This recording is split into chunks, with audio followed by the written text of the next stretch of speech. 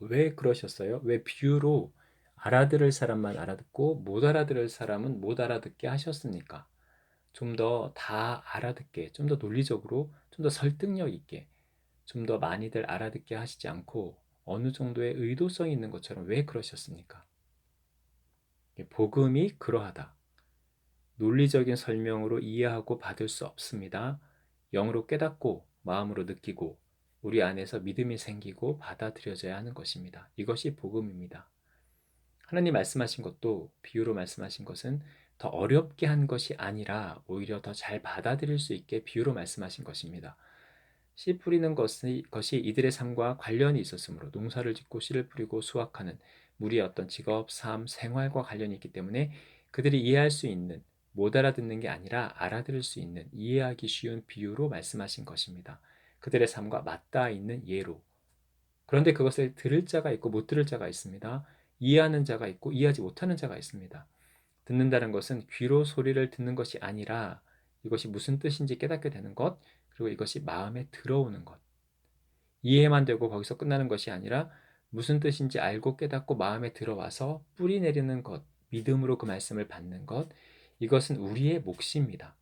똑같이 하나님 말씀 들어도, 복음을 들어도 받을 자가 있고 못 받을 자가 있습니다. 이해되고 이해되지 않고의 문제가 아니라 그것을 받느냐 받지 못하느냐의 문제입니다.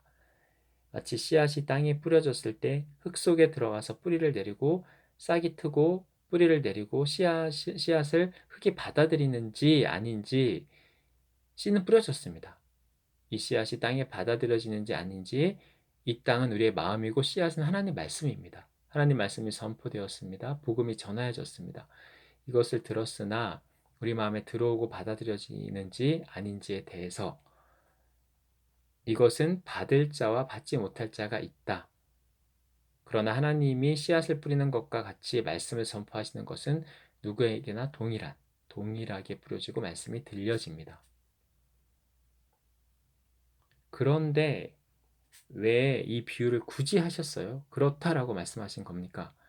그래서 어쩌라고요? 돌밭과 같고 가시밭 같은 그런 마음을 가진 사람이 있다는 건 알고 모두가 그런 면도 좀 있고 그러니까 돌을 스스로 돌아보고 뭐 그런 건 알겠는데 그래서 어떻게 하라고요? 그런 마음이면 뭐가 그래서 어쩌라고요? 이 비유를 하신 이유가 무엇입니까? 하나님 다 보이셨다. 깨닫기 원하고 보기 원하고 받기 원하는데 너희 마음이 중요하다.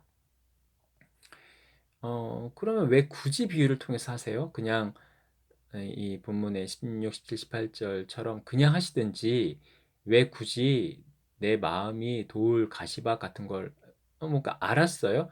그러면 어떻게 하란 말입니까? 그냥 가망이 없으니까 절망하라는 말입니까? 이 전체를 통해서 주님이 의도하신 게 뭡니까? 가르치기 위함이다. 너희가 말씀을 흘리고 잊어버리고 마음에 심고 기억하지 않으므로 너희 믿음이 식고 너희 마음이 떠날까 염려된다. 있는 자는 받겠고 없는 자는 그 있는 줄로 아는 것까지도 빼앗기리라. 말씀을 마음에 심고 자라게 하지 않는 자는 자라나지 못하는 마음밭은 그나마 있는 작은 싹들도 사라질 것이다. 말라버릴 것이다. 말씀의 씨앗이 뿌려지지 않는 것과 같이 될 것이다. 믿음을 빼앗길 것이다. 믿음이 사라질 것이다. 하나님의 말씀을 듣고 깨닫는 자, 그것으로 자라나는 자, 그는 더 자라날 것이고 더 성장할 것이다. 영적인 공급을 받아 누릴 것이다. 그러나 받아 누리지 못하는 자는 깨닫지 못하는 자는 간신히 남은 그 싹까지도 뿌리까지도 말라버릴 것이고 그나마 있는 것까지도 사라질 것이다. 빼앗길 것이다.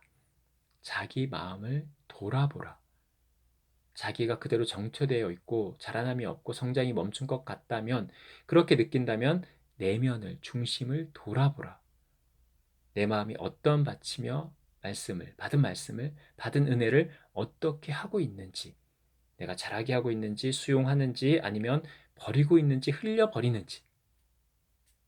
하나님은, 예수님은 인간의 몸으로 오셨기 때문에 인간의 연약함을 잘 아십니다. 우리 마음이 얼마나 견고하지 못한지, 왔다 갔다 하는지, 이랬다 저랬다 하는지, 우리 내면의 연약함을 이미 아십니다. 그래서 염려하셨고, 그래서 강조하신 것입니다.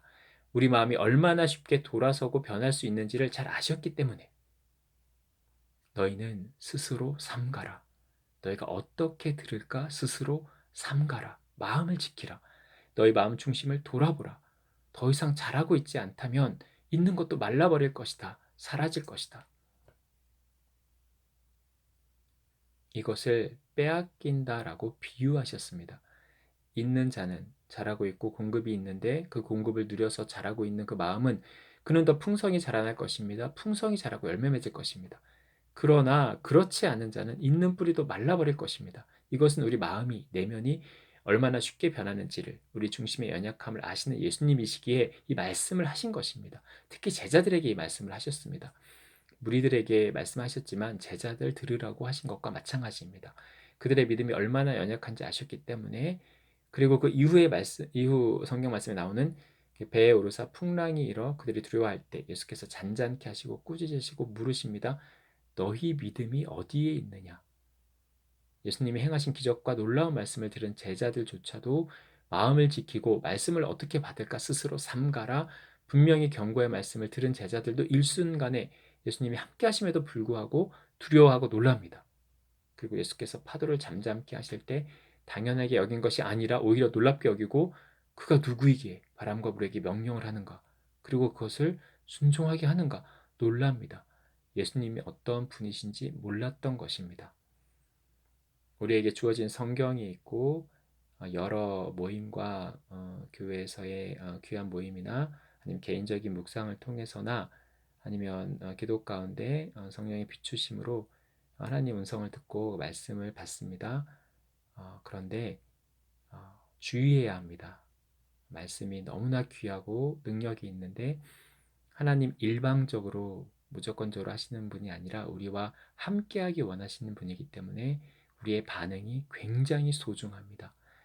마음밭이 어떻다 판단하고 정죄하고 단순히 분석하기 위해서 예수님이 비유를 하신 게 아니라 우리 스스로를 돌아보고 우리 마음이 정말 중요함을, 우리의 반응이, 인격적 반응이 정말로 주님께 귀하고 이것이 의미가 있는 것임을 생각하라고, 우리를 사랑해서 우리를 염려해서 주님이 그렇게 비유를 통해서 말씀하신 것입니다.